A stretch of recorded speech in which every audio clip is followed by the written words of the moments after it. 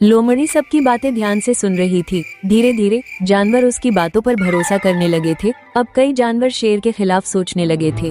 और मुझे ऐसा लग रहा है कि कोई उन्हें आपके खिलाफ भड़का रहा है।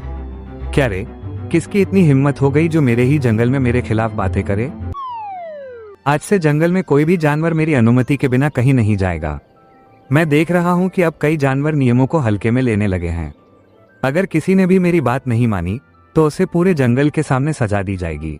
महाराज, नियम होना अच्छी बात है, लेकिन हर समय डर में रहना भी सही नहीं है। छोटे जानवर अब पानी पीने तक से डरने लगे हैं।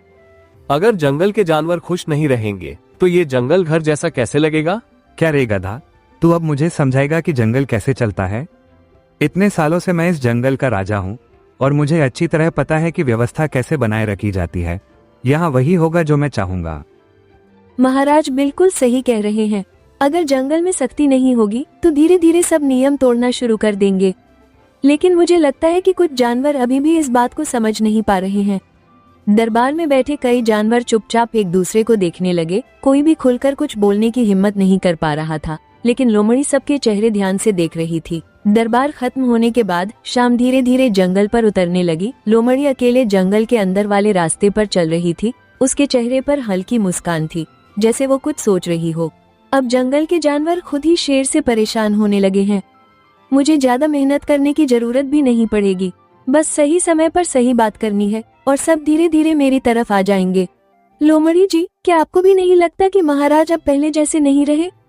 पहले जंगल में डर नहीं था, लेकिन अब हर कोई सहमा हुआ रहता है। हमें समझ नहीं आता कि आखिर हम करें तो क्या करें। मैं तुम्हारी बात समझ सकती हूँ। कई बार ताकतवर जानवर यह भूल जाते हैं कि सिर्फ डर से जंगल नहीं चलता। अगर जानवरों की आवाज दबाई जाएगी तो एक दिन सबके अंदर गुस्सा जरूर बढ़ेगा। सच कहूँ तो अब दरबार में जाने का भी मन नहीं करता। वहाँ हमेशा डर लगा रहता है कि कहीं कोई बात गलत ना निकल जाए। पहले जंगल में खुशी थी, लेकिन अब सब बदल गया है। लोमड़ी चुपचाप दोनों की बातें सुनकर मुस्कुराने लगी। अगली रात कई जानवर पुराने बरगद के नीचे इकट्ठा हुए। सबके चेहरे पर डर और गुस्सा साफ दिखाई दे रहा था। चारों तरफ सन्नाटा था और सभी धीरे धीरे बात कर रहे थे। मैं कई दिनों से देख रही हूँ कि जंगल के जानवर अब खुश नहीं हैं। हर कोई डर में जी रहा है और कोई भी अपनी बात खुलकर नहीं कह पा रहा। अगर ऐसा ही चलता रहा तो एक दिन पूरा जंगल सिर्फ डर के सहारे चलने लगेगा। तुम सही कह रही हो लोमड़ी। पहले जंगल में आजादी थी, लेकिन अब हर समय ऐसा लगता है जैसे हम किसी कैद में रह रहे हों। छोटे जानवर तो अब शेर का नाम सुनते ही छुप जाते हैं। कल सिर्फ इसलिए मुझे डांट पड़ी क्योंकि मैं नदी के दूसरे रास्ते से पानी पीने चला गया था। अब तो समझ ही नहीं आता कि कौन सा नियम कब बदल जाए। हर समय बस डर लगा रहता है। पहले जंगल में हंसी सुनाई देती थी, लेकिन अब हर तरफ सन्नाटा है। कोई खेलता नहीं, कोई खुलकर बात नहीं करता।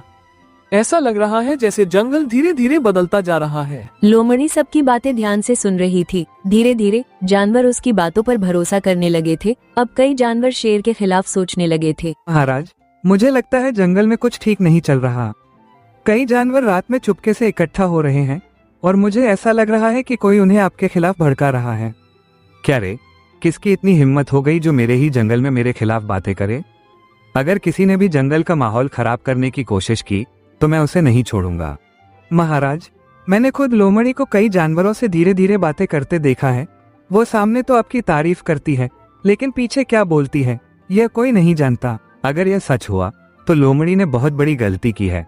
मैंने उस पर सबसे ज्यादा भरोसा किया और अगर वही मेरे खिलाफ निकली तो पूरे जंगल के सामने उसका सच बाहर आएगा। अब जंगल में धीरे धीरे शेर के खिलाफ बातें फैलने लगी थी। कई जानवर खुलकर लोमड़ी का साथ देने लगे थे। मैं सिर्फ इतना चाहती हूँ कि जंगल में हर जानवर की आवाज सुनी जाए।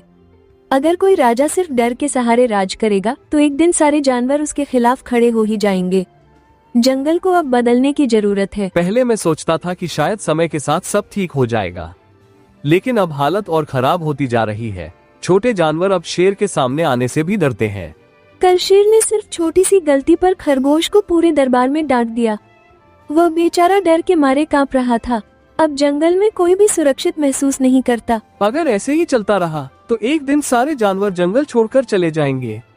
डर से कोई ज्यादा दिन राज नहीं चला सकता। अब हमें सच में कुछ बदलना होगा। लोमड़ी धीरे धीरे सभी जानवरों का भरोसा जीत चुकी थी। अब कई जानवर उसे ही नया नेता मानने लगे थे, लेकिन किसी को पता नहीं था कि उसके मन में असली इरादा क्या था।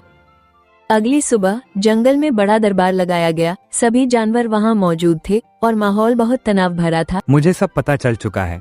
कई जानवर मेरे खिलाफ बातें कर रहे हैं और यह सब अचानक नहीं हुआ।